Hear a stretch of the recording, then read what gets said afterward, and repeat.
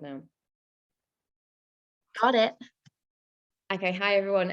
So I'm here with Maddie, actually Grandpa Cecil, yes. Grandpa Cecil, and we're just talking about how to get into character if we're going to be a granny or a grandpa.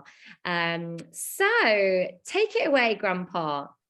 Hello, everybody. It's lovely to see you. It's been such a long time.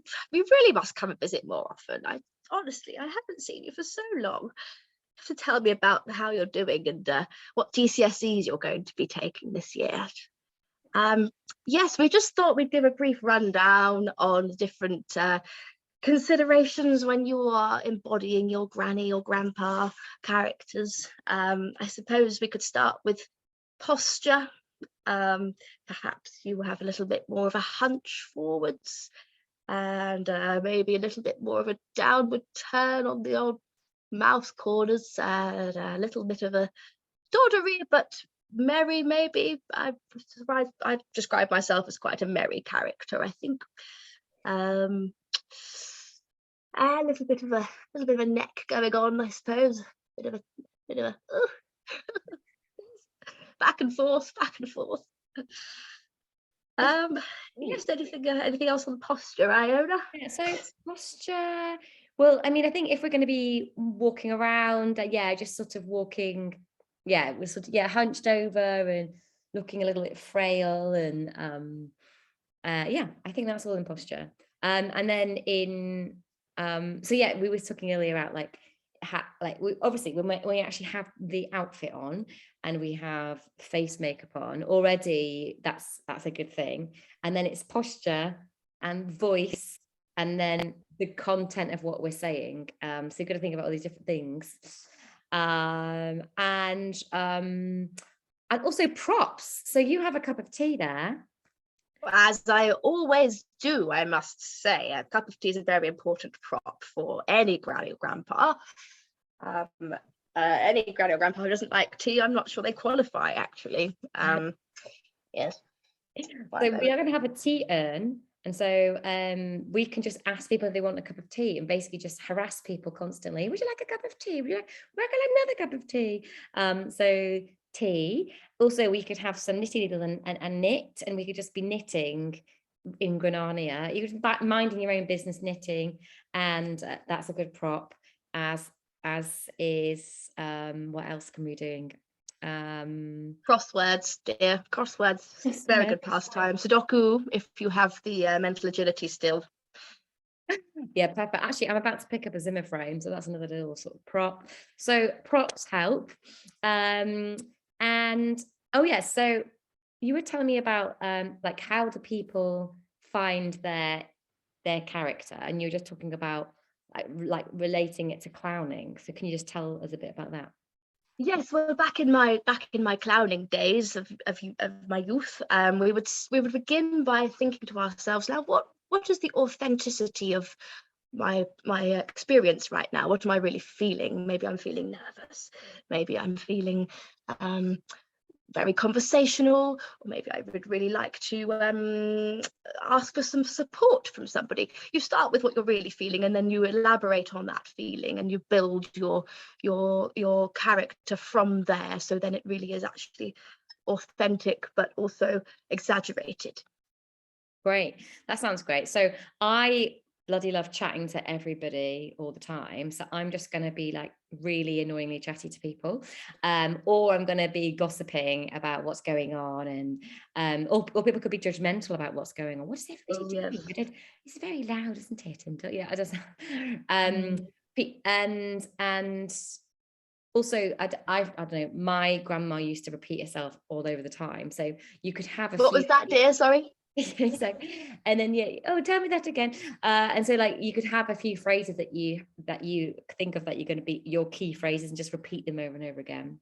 So, don't mind me coming through, don't mind me. Yeah. And you don't, and like I'm going to be hopefully, well, I think I'm going to be quite a chatty granny and very, very interested in everybody and what the young people are doing right now. And so I'm going to be asking them questions and telling them and asking maybe quite leading questions or probing questions into their personal lives. Because I'm just very curious about what they're doing, and then making all sorts of noises like, oh no, you never. But you could actually just be a grumpy granny, just sitting in the corner, a bit like like a Father Ted, that grandma's like, what does he do? Just goes and oh yes, and also what you were saying is important, Maddie, is about the connection and the interaction. So I was just saying that it's all well and good walking through the woods, being all stooped over and granny-ish on your way across the field, but you must also make eye contact with the folks that you encounter. You must turn your head and smile and wave at them, at the camera, I suppose. Not just going about your own business, but also connecting with people so that they can emote with you in whatever your pursuit may be. Yes, so this is actually why we're there. Is we're like interactive troupe, so we need to think about what the interaction is, whether it's like getting somebody to knit for us, or getting someone to read a book out to us because we can't quite read it anymore, we can't see anymore, or it's asking them a question about their love life, or it's, oh dear, has anyone seen where my like cardigan's gone, and you've left it somewhere, and then you have got to hunt for it. I just no idea where I left it. And then so there's an interaction, so think about what your interaction is.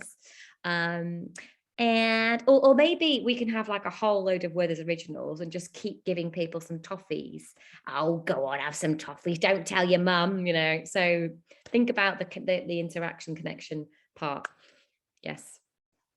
And then I would argue that the entire budget should be spent on Werther's Originals, really. Yeah. Okay, cool. So we said quite a lot there. So that should be enough for people to go on. So just to sort of like summarize, I'll do a little summary, you can do a little summary. So my little summary is like everybody to think about what they're wearing, what their interaction can be, what kind of questions or phrases they can say. Once you've got like 3 key phrases, you can say them to like numerous people over and over again.